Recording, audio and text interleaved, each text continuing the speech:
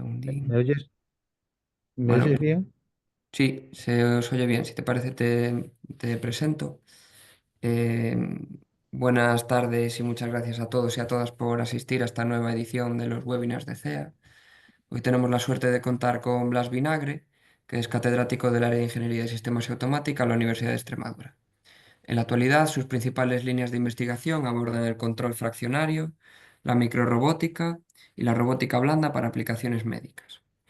Entre su amplio abanico de publicaciones relevantes y reconocidas, es autor de los libros Timing Control Theory de Springer en 2024, El hombre entre las máquinas de la editorial Amarante en 2023 y es coautor de Fractional Order Systems and Control de Springer en 2010. La sesión que va a presentar hoy se titula El tiempo, la teoría de control y sin más te cedo la palabra, Blas, no sin antes pues agradecerte pues, tu predisposición a participar. Muchas gracias, todo tuyo. Muy bien, Héctor, muchas gracias y gracias por la invitación eh, a escucharme esta tarde. Bueno, os voy a hablar de el tiempo, los conceptos, las medidas y los usos que se han hecho a lo largo de la teoría de control y cómo esos conceptos, medidas y usos han ido configurando a esta misma teoría o ayudándola a desarrollarse por unos caminos o por otros. Todos conocemos aquí que la teoría de control es un campo interdisciplinar, ¿no? Entre la ingeniería y la matemática para hacer que un sistema dinámico responda adecuadamente a estímulos externos y se hace generalmente a través de la realimentación. Pero al hablar de sistema dinámico también tenemos que tener en cuenta que se estudia pues, la trayectoria de una partícula, de un punto, en un espacio geométrico, ¿eh? y, y su evolución con el tiempo. Así que el tiempo está en la base misma de la teoría de control. De hecho, en nuestro controlador más famoso, el PID, no es más que un dispositivo que concentra en un punto una mirada hacia el pasado y hacia el futuro para actuar y corregir un, un comportamiento. De hecho, en esa frase que veis ahí, el individuo autoconsciente se comporta como instrumento, cosa que nosotros hacemos también, ¿eh? Porque años antes de esta frase, el psicólogo William James ya dijo que el presente no es un filo de un cuchillo, vamos a decir, sino como una silla de montar desde la que podemos ver, mirar hacia el pasado y hacia el futuro. Bien, pero aún así es difícil saber lo que es el tiempo. Nosotros no nos vamos a poner a filosofar mucho sobre eso aquí, porque nos puede pasar lo que pasa a estos dos jóvenes, a estos dos pececillos que el escritor David Foster Wallace, dando una conferencia en una universidad americana, pues contó esta historia, ¿no? Que iban dos jóvenes, dos pececillos navegando y pasó otro pez más viejo y le dijo, buenos días chicos, ¿qué tal está el agua? Y los dos pececillos siguieron y después se miraron extrañados diciendo, ¿qué demonios es el agua, no? Pues el agua es el fluido en el que estás inmerso. A veces nos pasa eso con el tiempo. ¿Qué demonios es el tiempo? Pero bueno, pues es el fluido en el que estamos inmersos. Voy a seguir más o menos este guión y empezaré hablando del advenimiento de la primera máquina moderna. ¿Mm? Bien, desde el principio, desde el siglo, perdón, la cuarta centuria antes de Cristo, ya se intentaba medir el tiempo y lo primero parece que fue, lo primero que se utilizó fueron los relojes de sol, ¿no? Donde tenemos el gnomón y la plataforma dividida en horas que no eran iguales, eran las horas temporales o estacionales para ajustarse al día y a la noche. Y además la inclinación que tenía el gnomón, ese borde se le llamaban el estilo, eh, eh, permitía una precisión mayor ajustándose a la latitud del lugar donde estaban. situado el reloj. Los relojes de sol se transmitieron a Grecia, después a Roma, ¿verdad? Donde un personaje de una comedia de Plauto decía, ¿quién demonios habrá inventado el reloj que me está partiendo las horas, ¿no? Y me dice cuándo tengo que comer y cuándo no. Pues eso al fin y al cabo era hacer uso de lo que el universo, el mundo nos permitía para ir midiendo nuestro tiempo. Un paso importantísimo se dio cuando se inventaron los relojes de agua u otros tipos de relojes en los que ya, aparte de tener una mayor precisión, muchísimo mayor, eh, el- el- las ventajas fundamentales eran, primero, que daba independencia de los fenómenos externos y segundo, para lo que aquí nos importa, es que estos realmente eran autómatas o máquinas autorreguladas. Con lo cual, como dice esta cita de Otto Meyer, nos enseñaron cómo regular el funcionamiento de la máquina mediante un programa de control. Y este hecho hizo que allanara el camino para el advenimiento del reloj mecánico. Eh, Podríamos o se pueden explorar el reloj mecánico, probablemente tuvo antes desarrollos en China que en Occidente, pero esa es una historia diferente. ¿M? Vamos a concentrarnos en lo que eh, se da aquí o se dio en Occidente y después de muchos desarrollos del reloj mecánico, que el primero era con pesas, diversos mecanismos de escape para regular el funcionamiento del reloj. Al final llegó a su plenitud con Christian Huygens a mediados del siglo XVII. ¿Eh? Y a partir de ahí empezaron las mejoras de ese reloj de péndulo. Esas mejoras van hasta el siglo XX, donde se inventa, digamos, el reloj de, de cristal de cuarzo primero y el reloj atómico después. ¿Mm? Bien, empleando una terminología moderna, un reloj de péndulo puede modelarse matemáticamente de esta forma, ¿no? Tenemos primero la ecuación que nos da del péndulo y después una ecuación que es el escape, el mecanismo que hace que el reloj siga funcionando. ¿Eh? Ese reloj de péndulo podemos simularlo con MATLAB y Simulink, ¿eh? Y el escape, pues a partir de lógica y operadores relacionales. Pero también podríamos simularlo utilizando un sistema continuo para el péndulo y una máquina de estados para el mecanismo de escape.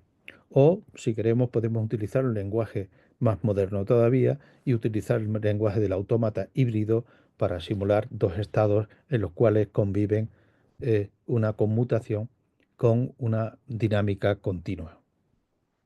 En cualquier caso, nosotros tenemos, esa es la operación del reloj, la salida, ¿verdad? Las oscilaciones del péndulo y los impulsos del escape que se pueden entender como cuando nosotros empujamos a un niño que está en un columpio. Solo que en este caso no estamos debajo del columpio, ¿eh? No, no es un buen sitio donde ponerse. Bien, con lo cual el reloj de péndulo realmente es la primera máquina moderna en varios sentidos. Primero, porque combina el principio de causalidad que propio de la ciencia que en el siglo XVII está emergiendo, siglo XVII, el de la revolución científica, ¿eh? Y lo combina con la filosofía mecanicista y todo el saber práctico que se había heredado de la ingeniería o de la artesanía medieval y renacentista. Además, es al mismo tiempo el autómata más perfecto, incluso, que podemos hacer ahora en cuanto a su funcionamiento y además una metáfora realmente fructífera que no ha sido superada hasta la llegada de la era digital.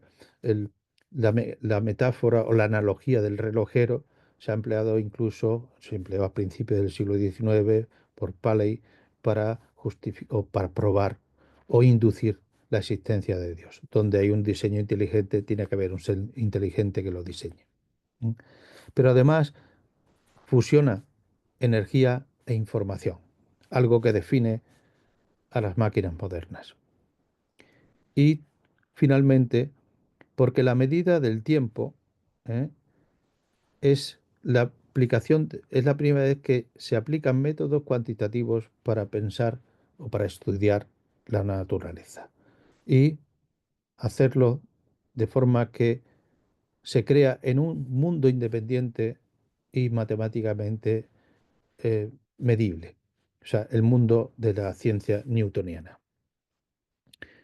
Bien, pero claro, ese lenguaje que hemos estado viendo para modelar el reloj de péndulo no, no existía desde el principio, ¿verdad?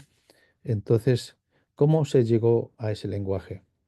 Primero, ¿qué relación tiene, aparte de medir el tiempo, qué relación tiene con problemas de control? Por ejemplo, con tiempos iguales tiempos, ¿no?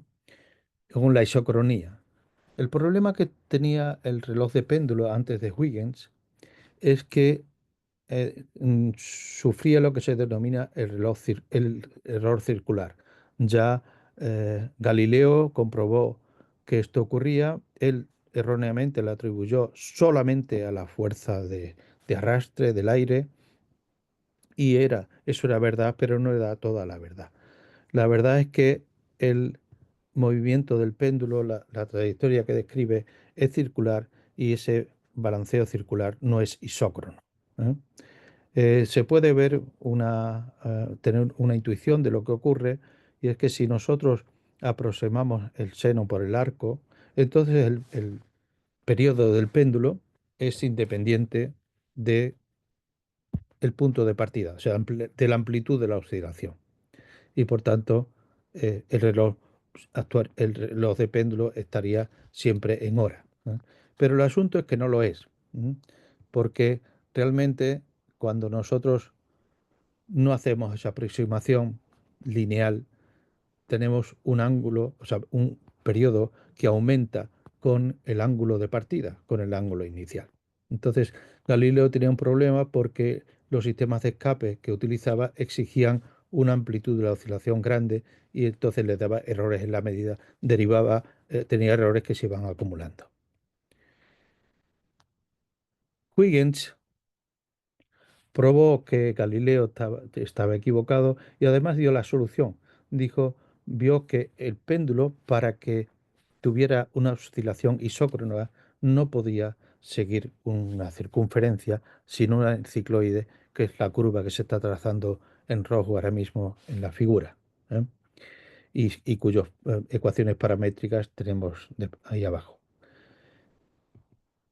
Esa curva cicloide llevó a Huygens a hacer muchos cálculos y también a intentar solucionar el problema de la isocronía, por tanto de la exactitud de los relojes, utilizando o diseñando un péndulo, un reloj de péndulo, un reloj cicloidal, ¿m?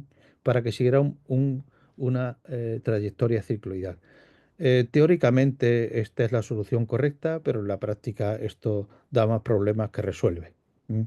Y que venir, eh, tuvo que venir algún otro, parece que Robert Hooke, a solucionar el problema inventando el escape de ancla que permitía el funcionamiento continuo del reloj durante mucho tiempo con una oscilación muy pequeña, de manera que la precisión en la medida del tiempo había aumentado mucho. Bien, esto es un problema de tiempos iguales, ¿eh?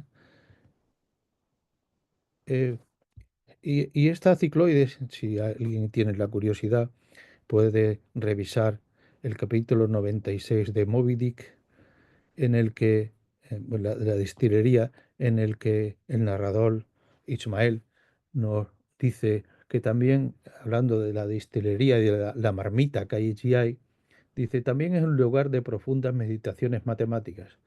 fue en la marmita izquierda del Picot, con la esteatita dando vueltas ligeramente, diligentemente a mi alrededor, donde por primera vez me impresionó el notable hecho de que en geometría todos los cuerpos que se deslizan a lo largo de la cicloide descienden de cualquier punto empleando exactamente el mismo tiempo.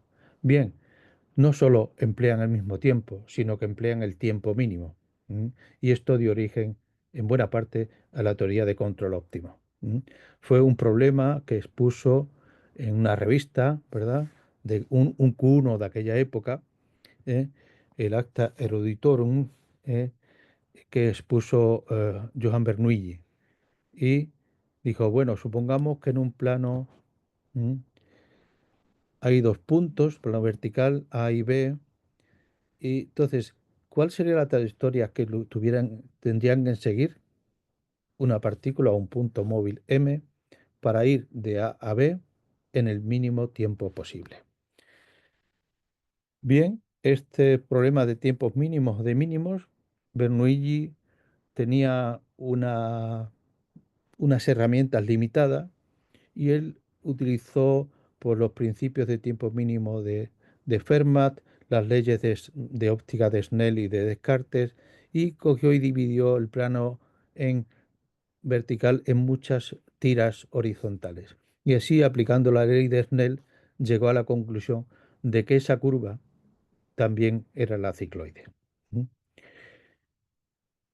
Y si hubiera tenido las herramientas de las que no disponía todavía, que era el cálculo infinitesimal o el cálculo diferencial, hubiera podido llegar a esta ecuación diferencial que siglo y pico más tarde, 1820 y algo, Niels Abel pues, propuso para resolver su problema mecánico, que era también determinar la braquistócrona o la curva de tiempo mínimo.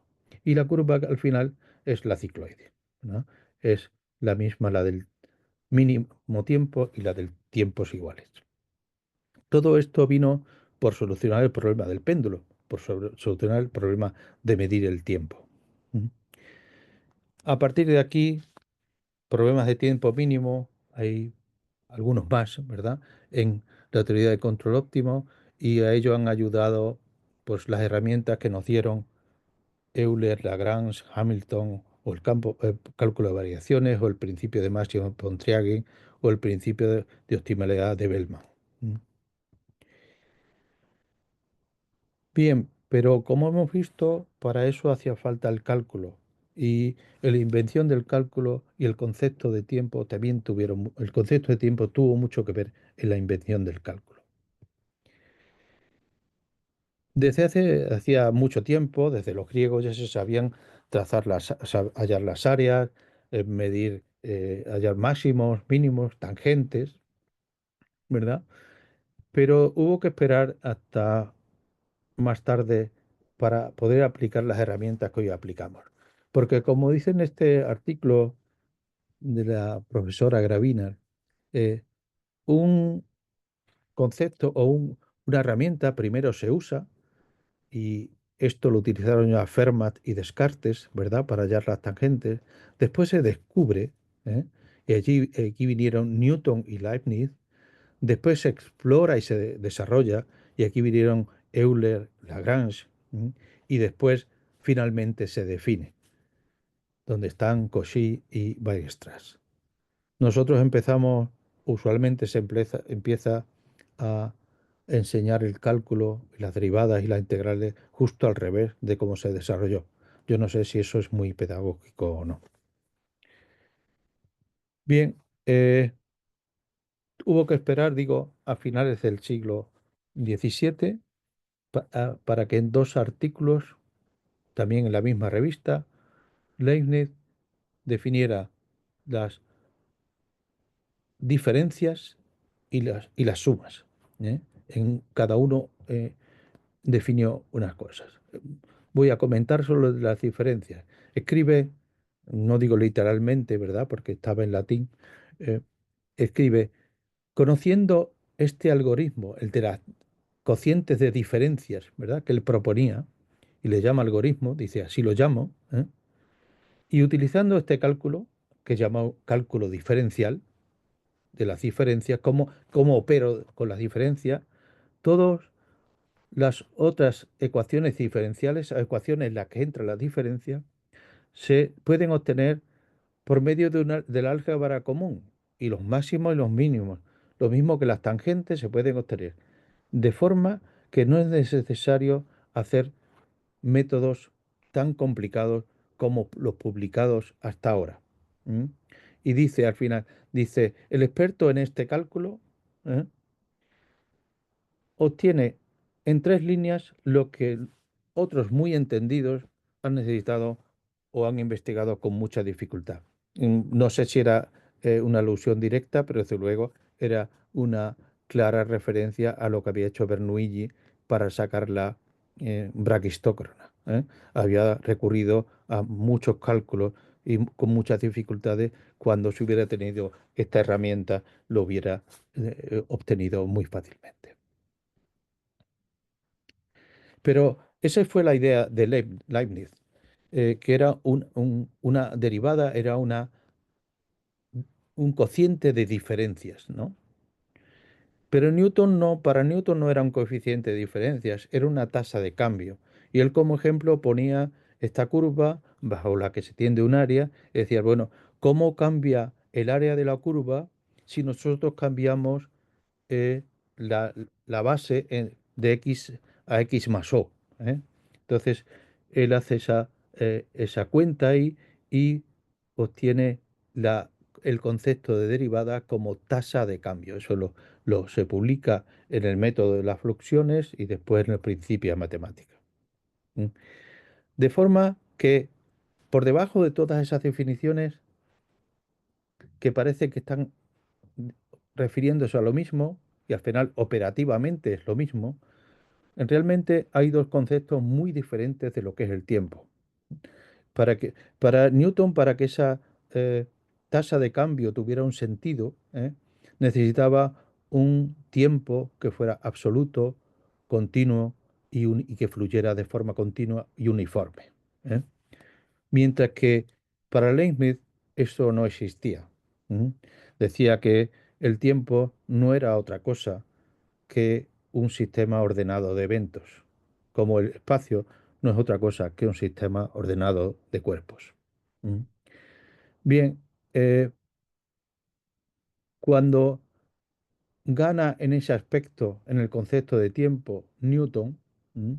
ya el camino está expedito para hacer muchas cosas. Ya se habían hecho en la teoría de control, ya se habían hecho, porque Huygens diseñó, porque al final un reloj con su escape es una especie de dispositivo de control de velocidad, pero con pasos discretos, como lo haríamos hoy digitalmente. ¿Eh? Y pero en aquel momento, para evitar ese ruido que había de los pasos discretos, o propuso un tipo de péndulo cónico que, digamos, que evitaba ese problema. Pero este péndulo cónico se puede considerar un regulador de velocidad, ¿eh? En el que la realimentación se hace vía la fricción en el pivote en la superficie. ¿Mm? Por otra parte, Robert Hooke, también basándose en el péndulo, en lo que se había hecho para medir el tiempo, ¿eh? Y basándose en ese péndulo cónico, pues lo aplicó para medir la velocidad de un telescopio y posteriormente para seguir de manera suave, de manera regular, a una estrella. Años más tarde, el mismo Hooke propuso una especie de regulador centrífugo, ¿verdad? Con bolas y muelles, anticipándose en algunos años a James Watt y el problema del regulador de Watt y del guiado. Y posteriormente ya vinieron, ¿verdad? Con todas las aportaciones en ecuaciones diferenciales y todo esto, y de Cauchy y integrales, ya vinieron los enfoques de Airy, el astrónomo real, que utilizando ecuaciones diferenciales y el estudio del péndulo, con modelo del péndulo, pues intentó, digamos, estabilizar los sistemas de seguimiento de los astros. Y finalmente vino James Clerk Maxwell en su artículo On Governors, en el que nos explicaba cómo se puede determinar si el funcionamiento estable del sistema, y hacía alusión o inventaba, digamos, en parte, el concepto de ecuación característica. ¿Mm? Esto no hubiera sido posible sin la preocupación por medir el tiempo que nos dio el péndulo. ¿Mm?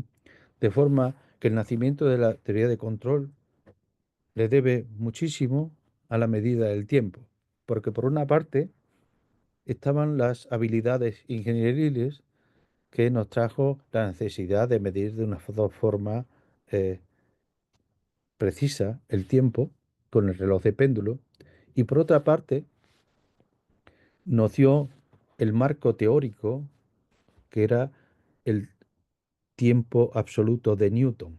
Eso permitió que naciera la teoría de control. Bien, después de esa teoría de control ya, por supuesto, vinieron eh, pues todos los desarrollos del siglo XX, hasta mediados del siglo XX, y después vinieron los desarrollos de Kalman, de Zade, de Norbert Wiener.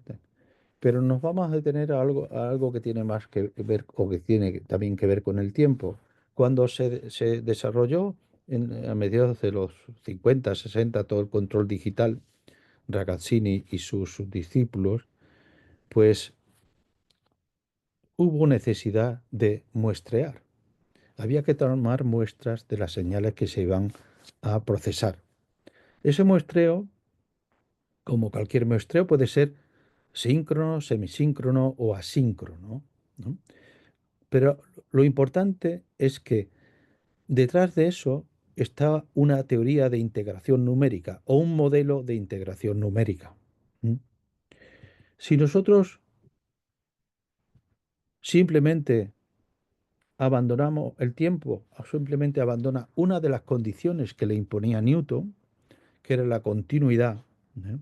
Pero todavía eh, conserva la uniformidad, nosotros nos encontramos que la teoría que hay debajo del control digital con sistemas con muestreo periódico es la de la integral de Riemann. Y esto viene muy bien porque los sistemas lineales invariantes siguen siendo, aunque son periódicos, pero siguen siendo lineales invariantes, y el software que corre generalmente en un ordenador que va regulado por un ciclo de reloj, pues funciona todo muy bien.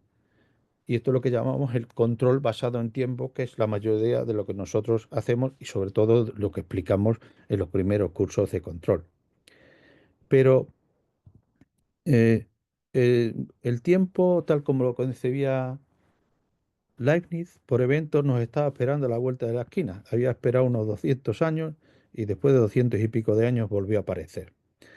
Porque, claro, por muchos motivos puedes decir, ¿y por qué vamos a muestrear cada cierto, con un periodo fijo, si a lo mejor no hace falta, ¿no? Y entonces hacemos el muestreo y el control basado en eventos que exige un software asíncrono, voy a llamarlo, y que hace al sistema variante en el tiempo, o puede hacerlo al sistema variante en el tiempo, con lo cual nos complica. Aquí el tiempo no solo ha abandonado la continuidad, sino la uniformidad. Pero todavía podemos complicar más las cosas, ¿verdad?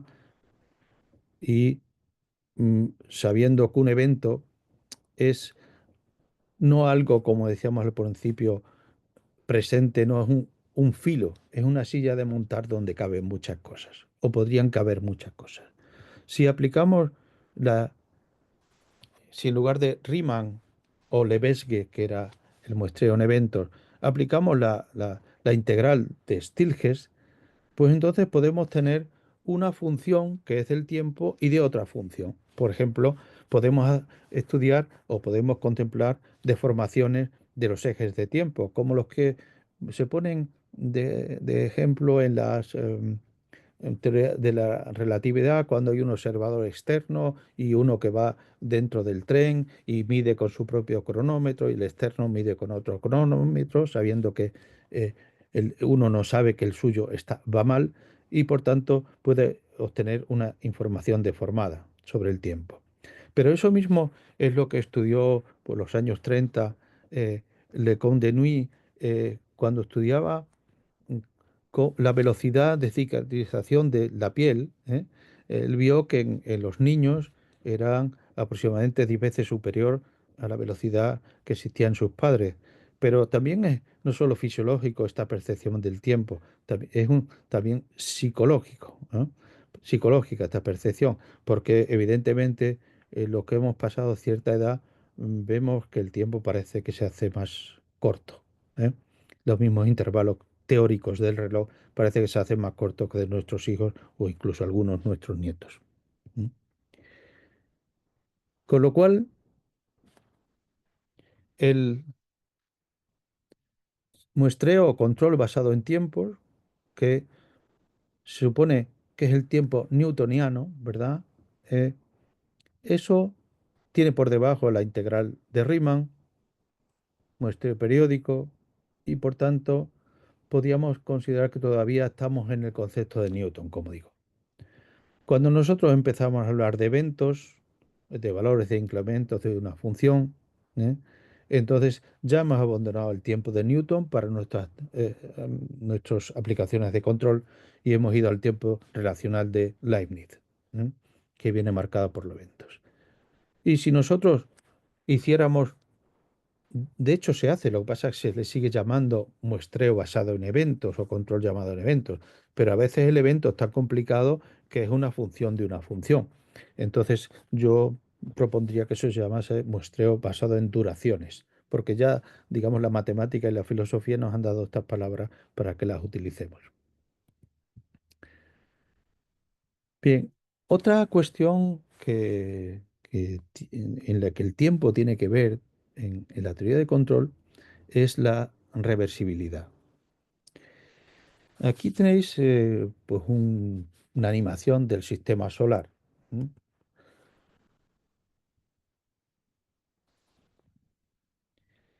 Si vemos, lo voy a poner más rápido. Si yo hago esto y después digo, lo hago al revés, ¿m? Tanto hacia un lado como hacia el otro, estoy, digamos, estoy respetando las leyes de Newton. ¿M? Pero si yo lo que tengo es, por ejemplo, el desarrollo de una tormenta, ¿m? Yo, si ahora voy hacia atrás,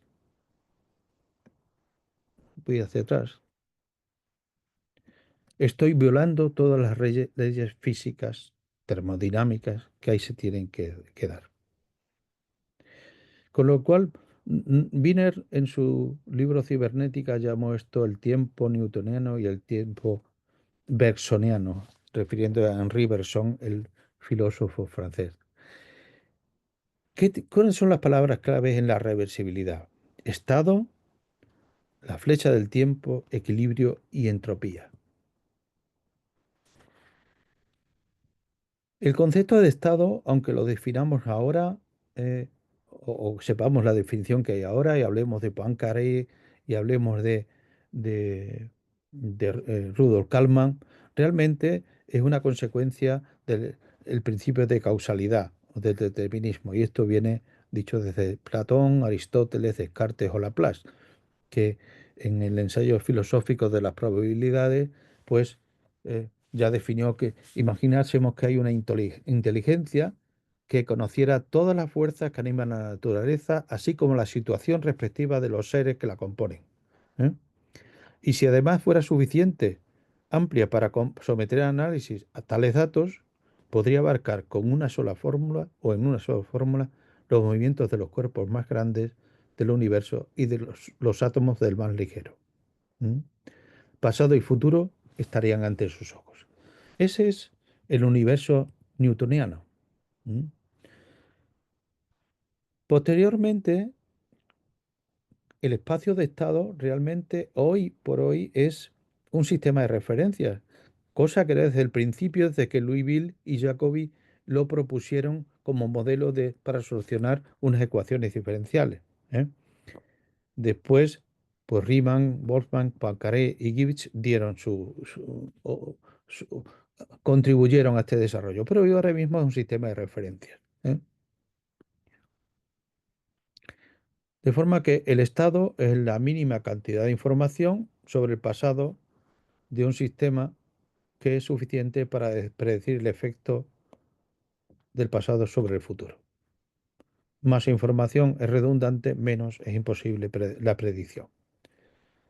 Esta causalidad newtoniana es a la que se refería Wiener y en la que nos dice, como el vídeo que les he mostrado antes, que la música de las esferas es un palíndromo, ¿eh? Y el libro de la astronomía se lee lo mismo de atrás adelante que de adelante atrás. ¿Mm?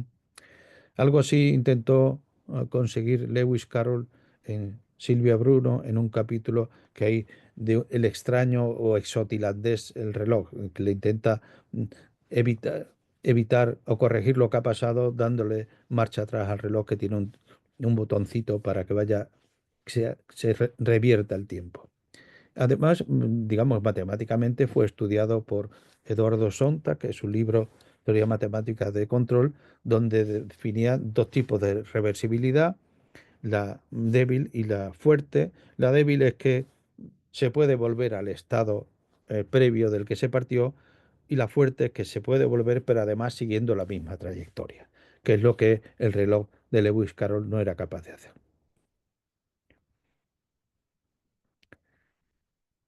Si tenemos ¿Cuándo se da reversibilidad? Cuando un sistema está cerca del equilibrio.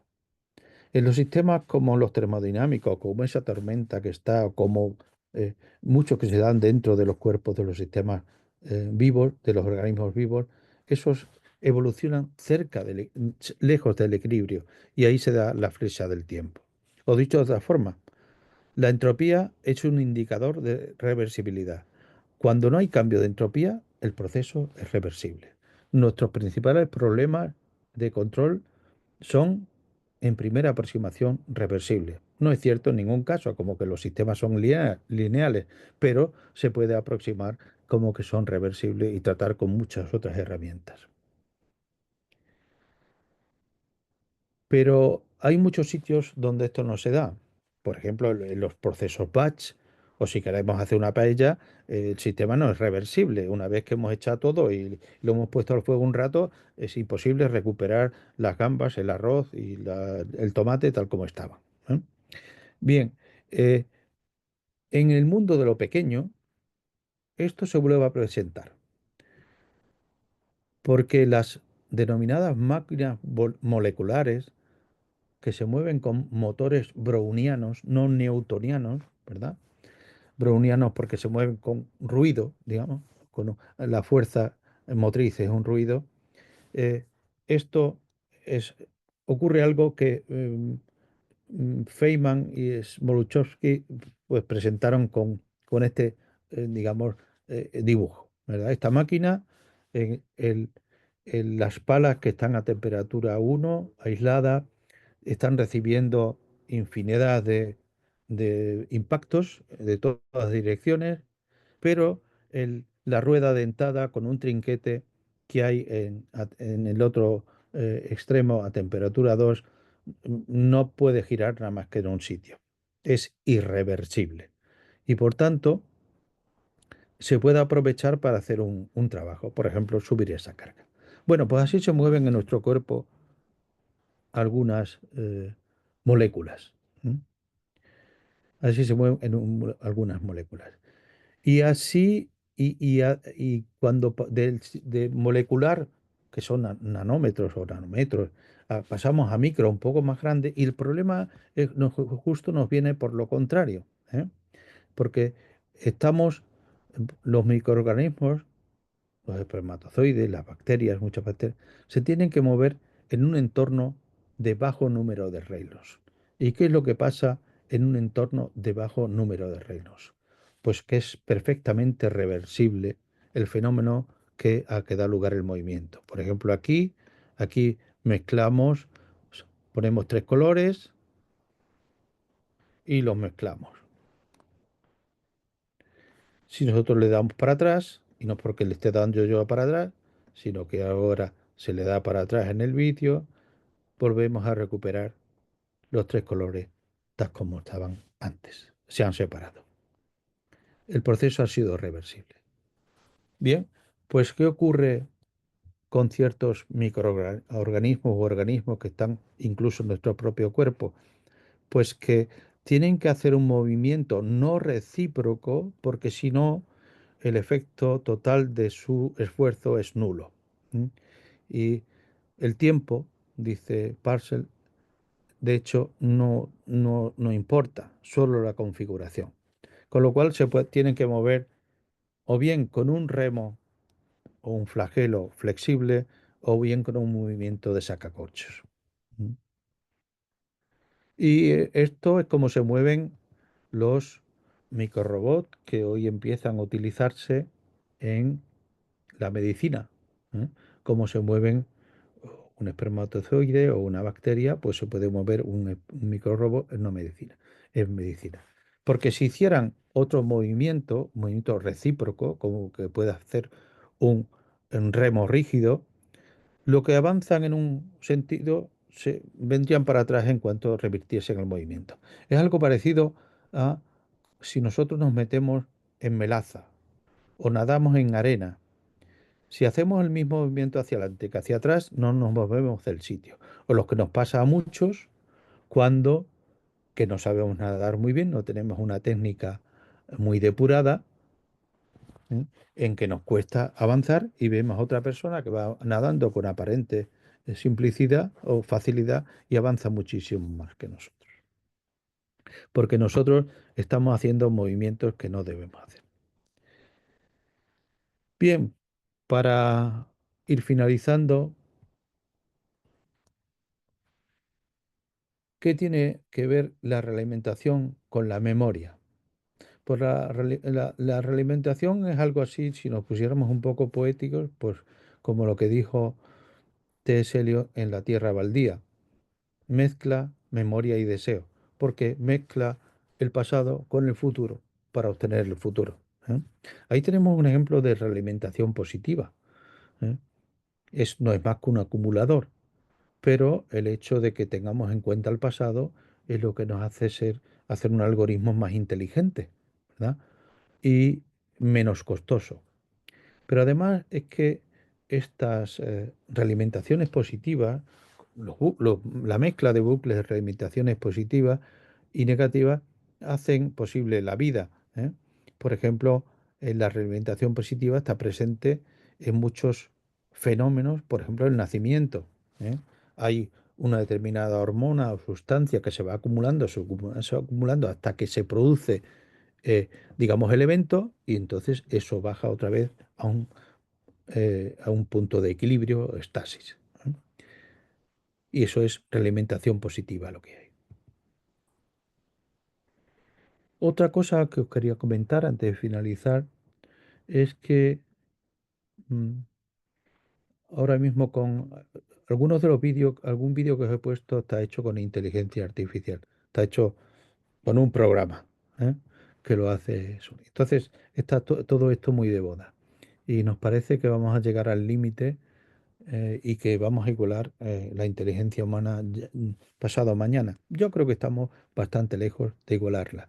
Bueno, si lo que queremos es igualarla por debajo, quiere decir rebajar la nuestra para ponernos al límite de las máquinas, puede que lo consigamos antes. Eh, eh, el neurocientífico David Eagleman tiene varios libros, pero uno en un artículo que se llama Tiempo del cerebro, pone este ejemplo. En algún momento, Kublai Khan, el líder mongol, se dio cuenta de que su imperio era tan grande, tenía su capital en Xanadu, ¿eh? que necesitaba tener noticias de él y para hacerse una idea de la situación en un momento determinado del imperio.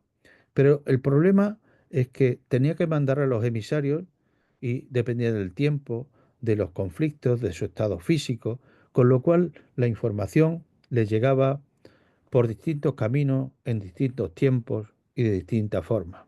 Con lo cual él decía, bueno, realmente podré tener un retrato realista de cómo está el imperio. Pues bien, nuestro cerebro es Sanadú, ¿eh?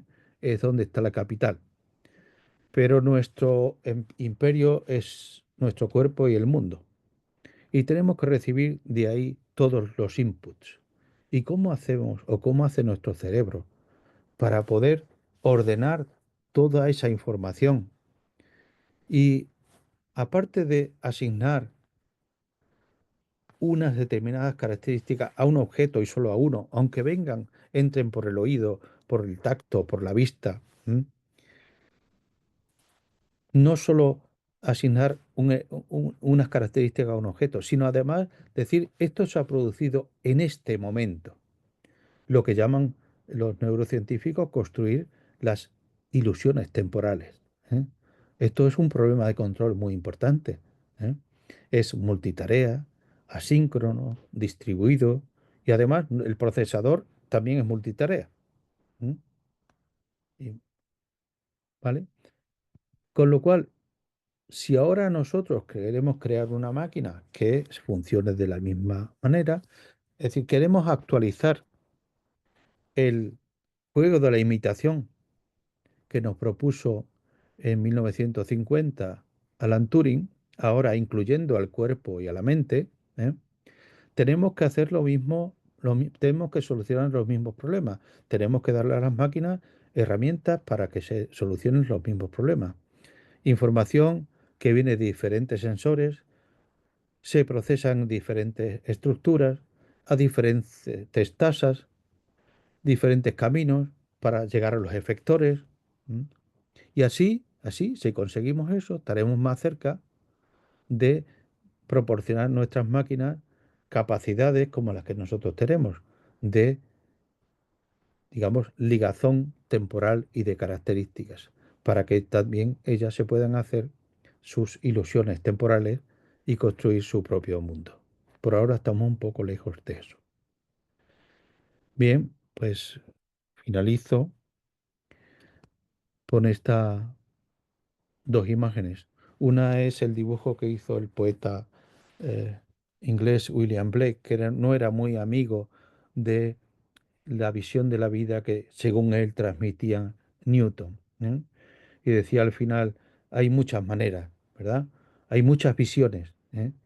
Y Dios nos libre de la visión simple y del sueño de Newton.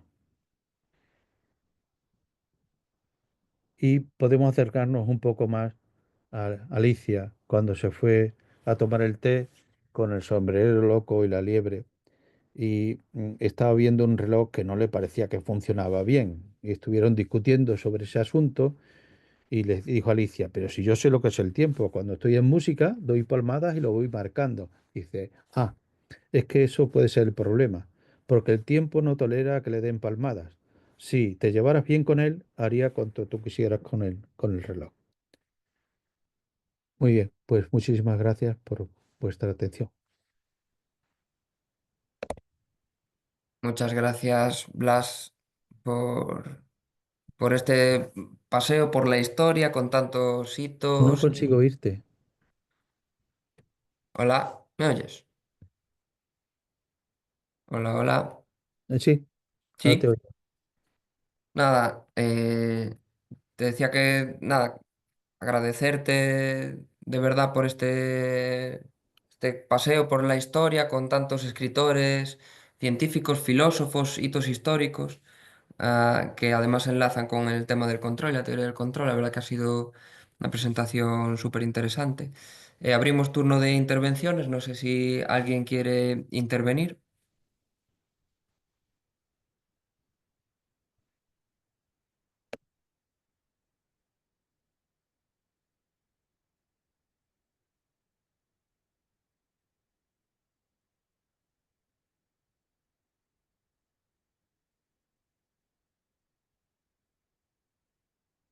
Me surgía una curiosidad cuando estabas haciendo la presentación, en la parte en la que hablabas de Hook y del regulador de BAT, que no sé si diste a entender, igual te entendí yo mal, Mm. que la invención del regulador de BAT tenía en gran medida pues mérito el propio Hood.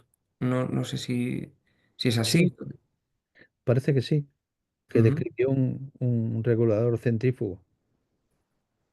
ajá. Pero el esquema que se ve ahí, ese es el regulador de BAT, ¿no? Sí, sí, De sí. toda la vida, vamos. Vale, sí, sí. Vale, Sí, vale. sí, porque se estaba haciendo algo parecido cuando se Ujú, regulaban el movimiento de un telescopio con un péndulo cónico. Era dos ujú, bolas y el mismo movimiento. ujú. Curioso, ¿no? Como al final en la historia pues quedó más la otra parte, ¿no? Se le atribuye el mérito también al regulador de BAT.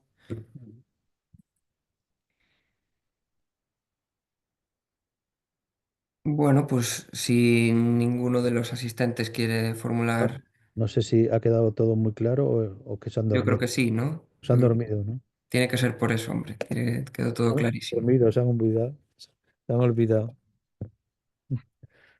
Muy Nada, pues no me queda nada más que agradecerte por tu colaboración, por tu interés en participar en los webinars de CEA bien. y, y por tu explicación, tu presentación, tu conocimiento, por todo, ¿vale? Muchas gracias.